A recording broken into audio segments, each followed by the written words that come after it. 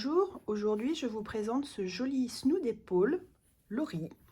Je l'ai tricoté en deux versions avec deux laines différentes. La première que vous voyez ici a été tricotée avec des aiguilles de 4,5 et une laine française fontie couleur écrue. Donc c'est un chauffe-épaule que j'ai croisé. La seconde, je l'ai tricotée avec des aiguilles de 7 et une laine Malou de Long Yarns. C'est celle-ci que nous allons tricoter dans ce tutoriel. L'étole a été tricotée avec deux points hyper simples, les mailles endroit et les mailles envers. Dans ce tuto, je vous montrerai comment la faire vous-même, et ceci même si vous ne maîtrisez que les points de base, l'envers, endroit, le montage des mailles. C'est donc un projet hyper facile et accessible aux débutantes. Si vous n'avez pas le temps de tricoter, demandez à votre maman, meilleure amie, témoin de mariage, cela fera un très beau cadeau. Bon tricot! La vidéo fait à peu près 10 minutes avec tout le détail des explications pour les débutantes. Pour les plus expérimentées, vous pourrez aller directement sur le blog pour télécharger la fiche tricot.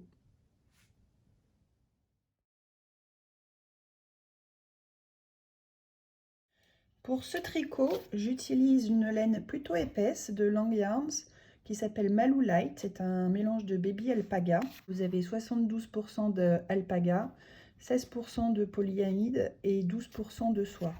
C'est une laine qui normalement se tricote avec des aiguilles de 4,5-5. Et pour ce projet, j'ai utilisé des aiguilles plus grosses puisque nous sommes sur du 7 mm. J'ai 3 premières mailles de bordure, donc qui sont réalisées au point mousse. Ensuite, j'ai 80 mailles de jersey et on termine par la même bordure avec 3 mailles au point mousse. Je vous montre rapidement comment monter les mailles. Je commence par prendre mon fil et faire une boucle pour faire un nœud coulissant. Je vous montre ma méthode. Utilisez la méthode que vous préférez. Celle-là, moi, je la trouve assez simple. Voilà. Vous avez le fil de la pelote à l'arrière de votre aiguille droite. Puis, vous allez venir l'entourer autour de l'aiguille vers votre maille. Je vous remontre. Il y a d'autres techniques pour monter les mailles. Moi, je trouve celle-ci est très facile. Donc, pour ce projet très simple, c'est idéal. Vous continuez à monter les mailles jusqu'au nombre de mailles souhaitées pour faire votre tricot.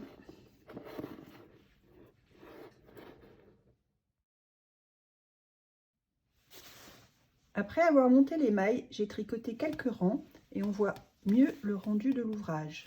De votre côté, vous avez monté vos mailles et il y a le petit fil qui pendouille sur votre droite. Donc, vous êtes bien sur l'endroit du tricot. Commençons à tricoter l'endroit du tricot. En fait, c'est simple, même si j'ai mes petits anneaux marqueurs, les anneaux marqueurs, ils sont surtout là pour l'envers. Mais sur l'endroit, je fais tous mes points à l'endroit, y compris les 3 premières mailles de bordure. Je me pose pas trop de questions. Je viens de terminer mon rang endroit, donc je retourne le tricot et on passe sur l'envers. Je vais faire les 3 premières mailles à l'endroit. Ensuite, j'ai mon petit anneau marqueur du début et celui à la fin. Et toutes les mailles qui sont entre les deux anneaux marqueurs, je vais toutes les tricoter à l'envers. Puis, je terminerai avec 3 mailles endroit. La première maille, endroit, deuxième endroit, troisième également.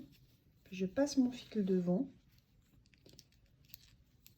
et je tricote tout le reste à l'envers. Comme il y a beaucoup de mailles, je ne vais pas toutes les tricoter dans la vidéo, sinon ça va durer vraiment très longtemps. Mais vous avez compris le principe. Je continue jusqu'à mon prochain anneau marqueur. Et ensuite, il me restera les 3 dernières mailles de bordure. Pour aller plus vite, je vais utiliser la méthode portugaise. Et donc pour ce faire, je vais piquer normalement ma maille à l'envers. Ensuite, avec mon pouce gauche, je vais passer mon fil entre les deux aiguilles, pousser l'aiguille de droite vers l'arrière et tirer la maille. J'ai au préalable passé mon fil autour de mon cou, donc j'ai la pelote à droite, le fil,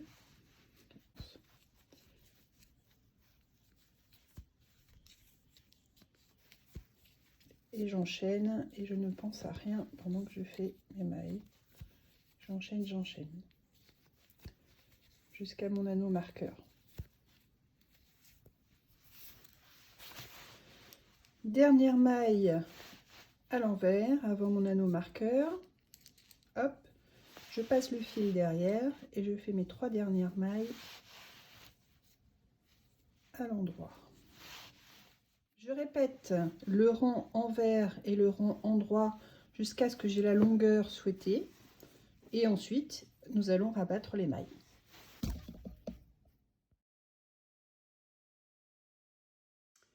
Pour rabattre les mailles, je vais d'abord tricoter les 2 premières mailles donc sur l'endroit du tricot et tricoter ces mailles à l'endroit.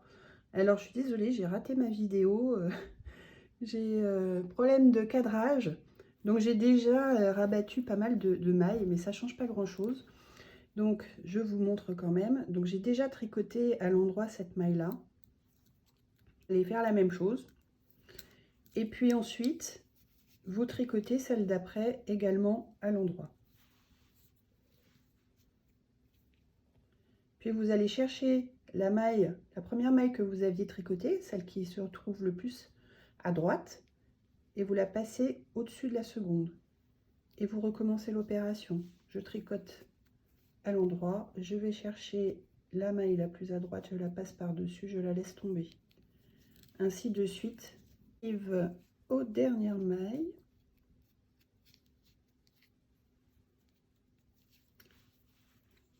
Nous avons presque terminé la partie tricot. Enfin, voilà. Je fais ma dernière maille. Je passe encore une fois celle de droite au-dessus. Et puis ensuite, je vais tirer pour agrandir ma maille. Donc, je tire sur le fil et je coupe. Donc, je coupe mon fil. Voilà. Et je passe le bout dans la boucle. Et je tire doucement. Et je me fais un petit nœud.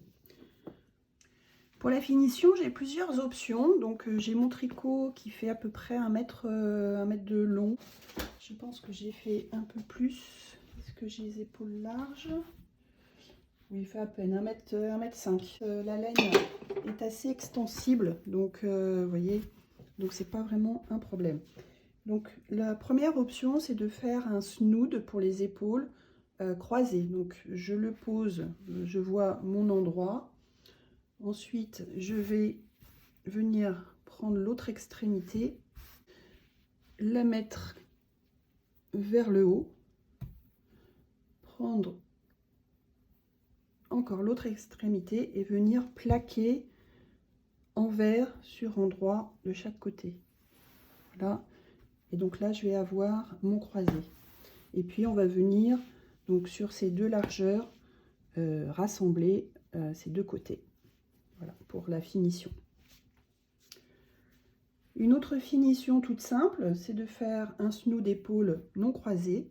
Donc vous rabattez endroit sur endroit les 2 côtés des largeurs et puis vous allez venir assembler les 2 bordures.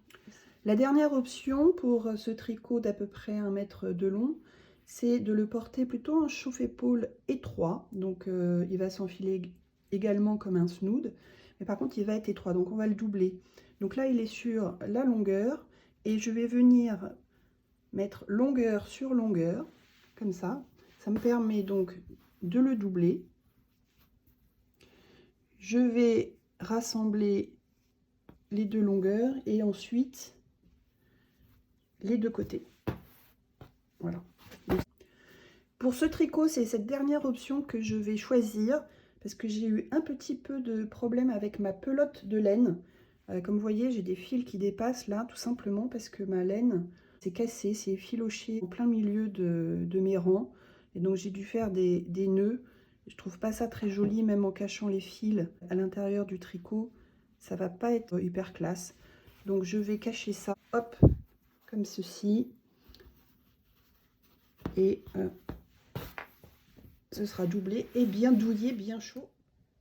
Si vous avez trouvé cette vidéo utile, merci de cliquer sur j'aime et retrouvez la fiche tricot à imprimer sur le blog. Vous trouverez le lien dans le descriptif.